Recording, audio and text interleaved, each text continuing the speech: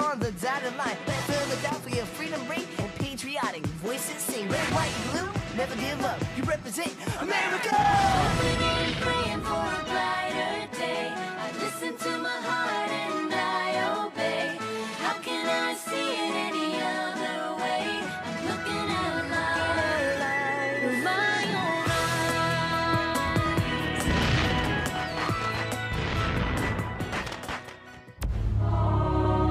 Today on Liberty's Kids. We shall have to retreat to keep our army intact. But General, Philadelphia. We'll be lost, I'm afraid. Once news we've occupied Philadelphia reaches France, the French will turn their backs on the rebels for good. Much too vain to fight for a lost cause. Make way for a hero! His bravery won the day! Which eventually led to Gentleman Johnny Burgoyne's surrender at Saratoga. That was a sight to see.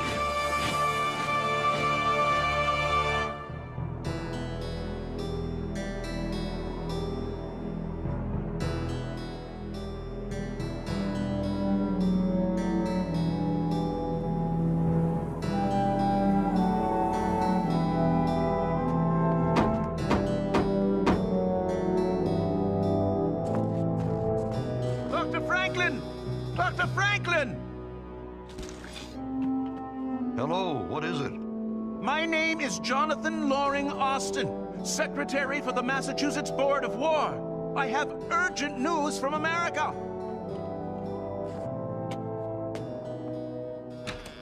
Tell me, Mr. Austin, are the rumors true? Do the British occupy Philadelphia? I'm afraid so. Congress has fled to York. Wait, there's even greater news. The British General Burgoyne has surrendered his army at Saratoga. Come in, Mr. Austin. Christmas has come early this year.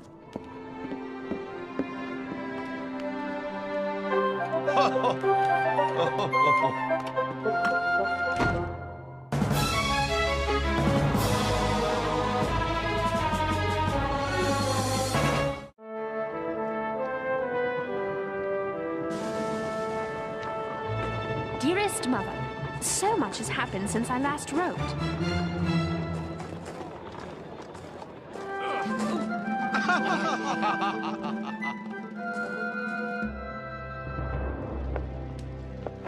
Winter has arrived, and Philadelphia remains occupied by General Howe and his army.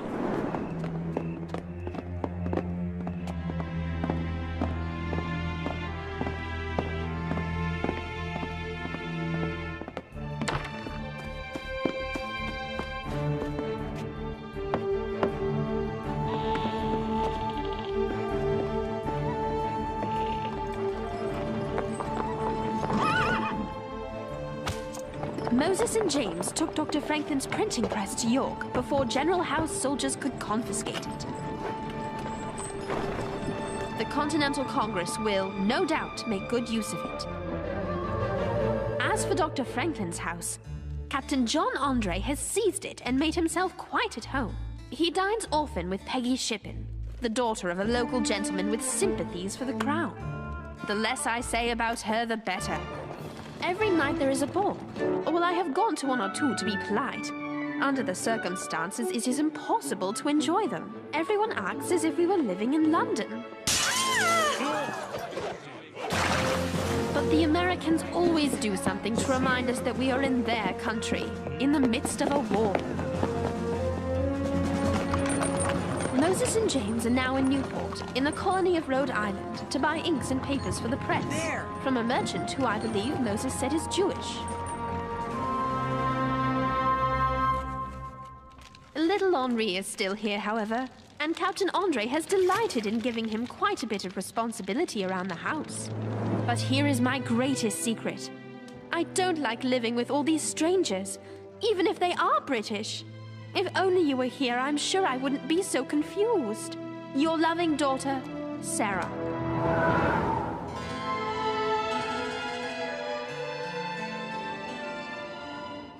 Yes, Ben, you were wise to move out of Paris to this chateau. It's closer to Versailles and far more private than my quarters at the hotel. Not to mention more inconvenient for the French and British spies. Dr. Franklin, Mr. Dean, I don't mean to interrupt, but I've just learned some very important news. Paul Wentworth, the chief of Britain's Secret Service, has arrived in Paris. What in heaven would Wentworth be doing there? He wants to meet with Dr. Franklin. Burgoyne's defeat has obviously rocked the British government. Perhaps you should meet with him, Ben? No, I want you to meet with him first. Hear him out, but commit to nothing. In the meantime, I will pay a private visit to France's foreign minister. We'll play the British off the French so we can get what we want. And what exactly is that, Dr. Franklin? Check to your king.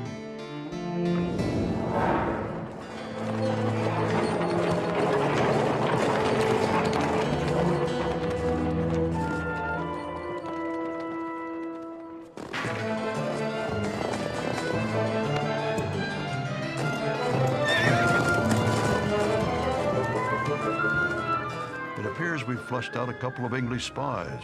Now we must seize the opportunity to meet with Comte de Vergennes.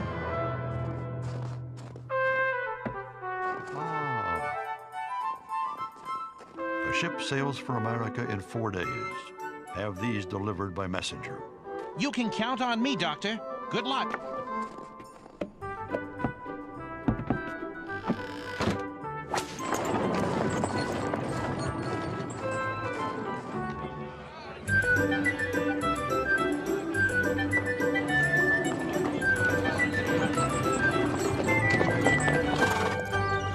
This should be the place. Would it be all right for me to look around?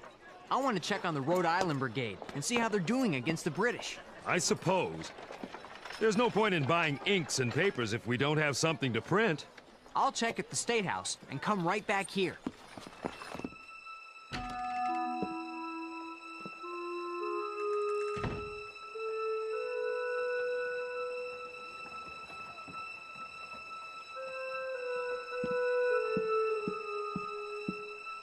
That telescope's imported from Italy.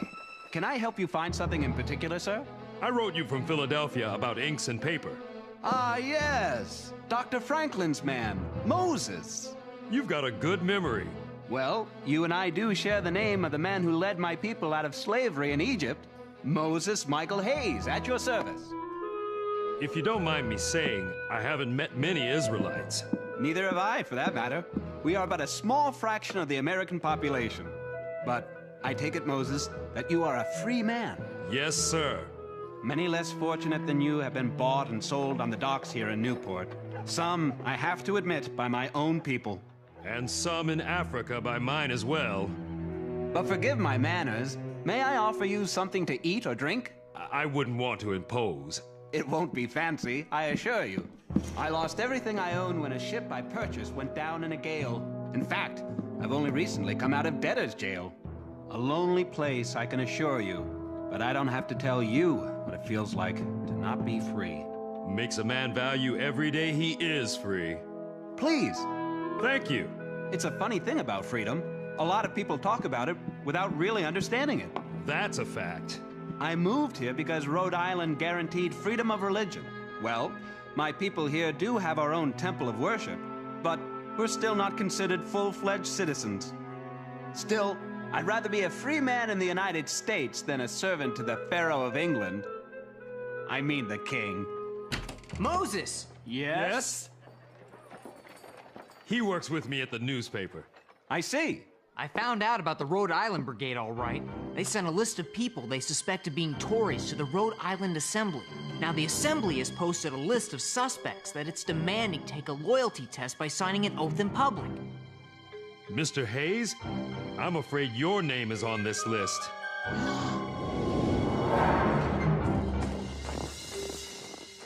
All of France is impressed with the recent American victories, Dr. Franklin. As I've told you before, the United States will win this war. With France at our side, it will take a matter of months, not years. That one looks quite tasty. Of course, that looks good too. Please, Dr. Franklin, take them both. I hate to ask too much of you. France insists. Merci beaucoup. Unfortunately, Doctor, His Majesty King Louis does not wish to offend his brother-in-law, King Charles of Spain, by signing a treaty of alliance with the United States. I thought this was between France and the United States. Spain owns a vast amount of land in America. King Charles feels that if you have taken what is England's, then you most certainly will take what is his. And France cannot make any agreement without King Charles' approval. I've been a patient man, and I don't mean to be rude, but given the circumstances... At least stay and finish your pastries. I'm sorry, but suddenly I feel in the mood for some English tea. Au revoir.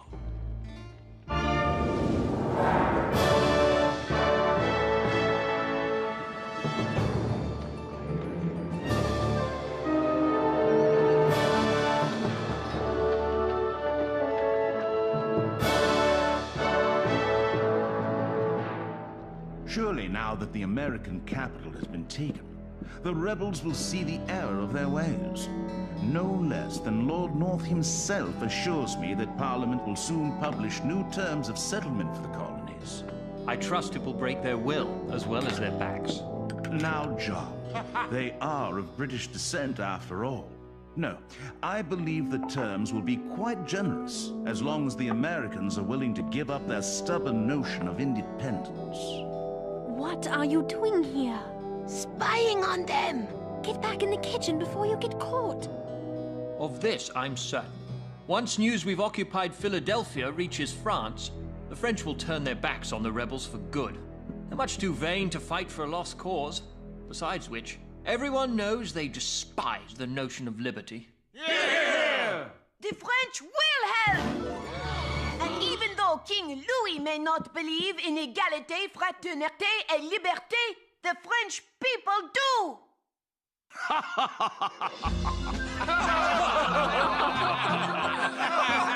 Equality, brotherhood, liberty! Hey! Put me down!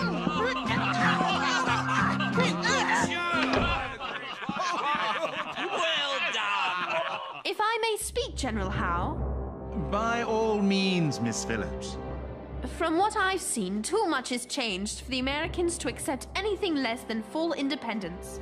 Oh, that is such a foolish little idea. No, it's not. You may occupy their homes, but you will never win their hearts and minds. Have you forgotten that you are English? It has nothing to do with me, Captain. The Americans don't feel they need a king anymore. They believe they can rule themselves. Rule themselves? I, for one, would like to propose a toast. God bless King George. God bless King George! God bless King George.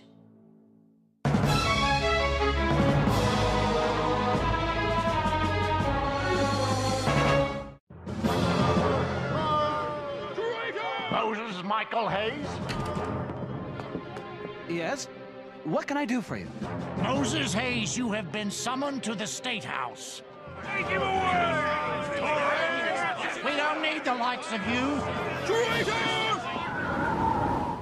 I still don't believe it. The nerve, the gall, the absolute cheek of the British. You asked me to listen to Mr. Wentworth, and I did. But to insult you and me by offering us money and titles in exchange for becoming turncoats? No doubt Count de Vergennes already has heard the details from his spies. This is all going extremely well. Going well? I don't understand. We have fanned the flames between Britain and France. Now it's time for me to meet with Mr. Wentworth. But surely you don't intend to accept his offer? Hardly, but Count de Vergennes won't know that. There they are! Rotten Tories! Look at it! Traitors! I have here a list of men accused of being disloyal to the patriotic cause of American independence. Read the names. Get the traitors out! We don't want them here! As a representative of the Rhode Island Assembly, I am here today to demand that each and every one of the accused sign a public oath of loyalty to the revolution. Moses Michael Hayes, step forward. Mr. Hayes, are you ready to sign the oath?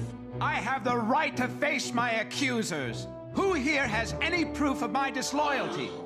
Or is it that there is some other reason I am accused? Could it be that I am an Israelite? Will you sign the oath or not? Every time I venture to Paris, I am reminded of how much I despise it. Quite a beastly place, don't you agree, Dr. Franklin? Actually, I've grown quite fond of it. I understand you're quite the celebrity here, yet your blood is English. A man of your character, given the proper circumstances, might find a warm reception from his king and country. In other words, you'll give me a title if I betray the revolution. If you insist on being blunt, very well. Yes, His Majesty is prepared to reward those who show their loyalty. I need not remind you that much has changed since you came to France. General Howe has taken Philadelphia. I like to think that Philadelphia has taken Howe. This letter was given to me by a man at the highest level of the British government.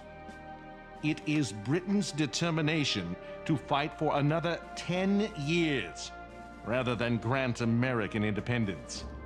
In that case, America is ready to fight 50 years to win it, which, by the way, I don't believe will be necessary. Gentlemen, I've called you here tonight because it has come to my attention that Dr. Franklin met today with the Chief of Britain's Secret Service. I'm afraid we are facing a dangerous new development. France has already lost America to Britain. Do we stand by and lose our claim to the West Indies as well? His Majesty has told me that we must prevent this from happening at all costs. We have held off any alliance with the United States to prevent a war with Britain, but we must face the fact that the only thing worse than such a war would be an agreement between Britain and America. It is time for this council to act. With all due respect, I will not sign. I will not sign because I am as patriotic as any man in this room. But I am also an Israelite in the land of Christians, and as such, I have not been granted the liberty to vote. My people have a temple here in Newport, but none in Boston, for the law there forbids Jews from public worship. Rhode Island was founded on religious tolerance, yet I am still not considered a citizen. And why? Because I worship God after my own fashion. Neither the Continental Congress, nor the General Assembly of this state, nor the legislatures of any of the other colonies have ever taken notice or provided rights to Israelites. Until such a time as we are, all of us, ready to recognize each other as equals, I will not sign this oath.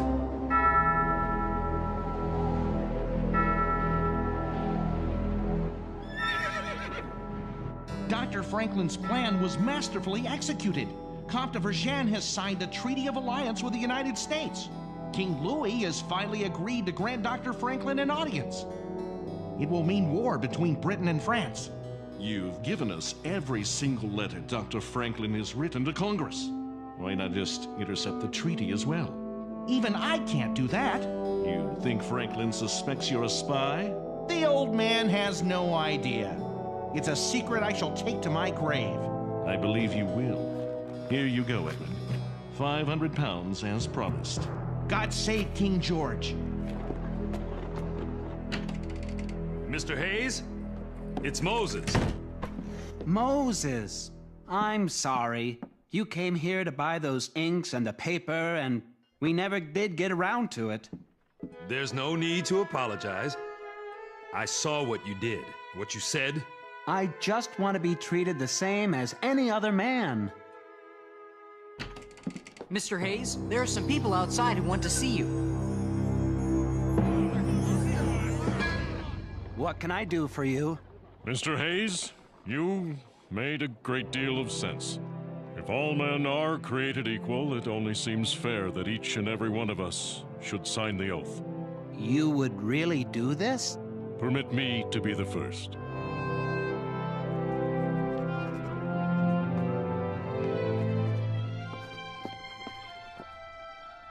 I, Moses Michael Hayes, pledge my loyalty to the United States of America.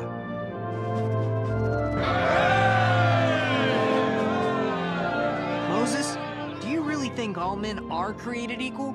An idea's only as strong as the people who stand up for it. And a lot more people are going to have to stand up for equality before it comes true.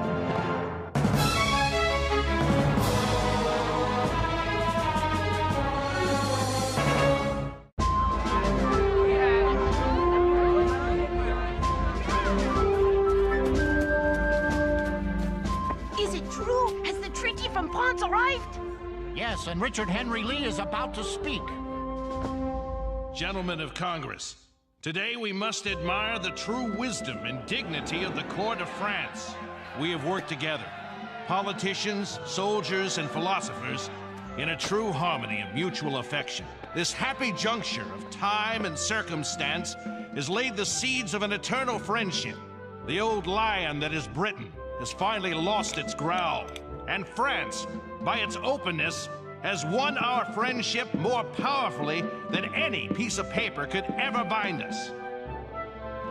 If we have the courage to persevere, we shall establish our liberties and independence. All those in favor of ratifying the treaty, say aye. Aye! The Treaty of Alliance with France is unanimously passed. Aye!